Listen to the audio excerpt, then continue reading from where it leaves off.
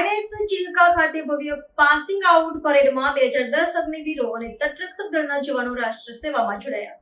ઓડિશાના આઈએનએસ ચિલ્કા ખાતે આયોજિત એક ભવ્ય પાસિંગ આઉટ પરેડમાં ભારતીય નૌસેનાના 2010 અગ્નિવીરો અને ભારતીય તટરક્ષક દળના નાવિકોએ તેમની કઠોર તાલીમ સફળતાપૂર્વક પૂર્ણ કરી હતી।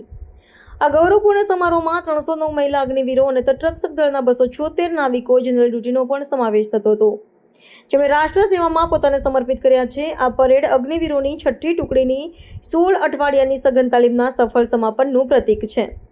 આ કાર્યક્રમના મુખ્ય અતિથિ તરીકે પૂર્વીય નૌસેના કમાન્ડના ફ્લેગ ઓફિસર કમાન્ડિંગ ઇન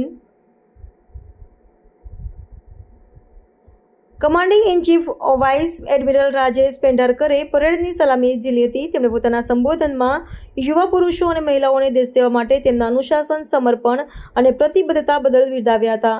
તેમણે જણાવ્યું કે આજના અગ્નિવીરો આધુનિક અને બહુઆયામી નૌસેનાનો અભિન્ન અંગ છે, જે માત્ર ભારતના દરિયા કિનારાની જ રક્ષા જ નહીં, પરંતુ સમગ્ર હિન્દ પ્રશાંત ક્ષેત્રમાં શાંતિ અને સ્થિરતા સુનિશ્ચિત કરશે। આ પાસિંગ આઉટ પરેડ અગ્નિવીરોના જીવનમાં એક નિર્ણાયક અધ્યાય છે, જે તેમને ભારતીય નૌસેનાના યુદ્ધ માટે તૈયાર, વિશ્વસનીય અને ભવિષ્યલક્ષી દળમાં તેમની યાત્રાનો પ્રારંભ કરાવે છે।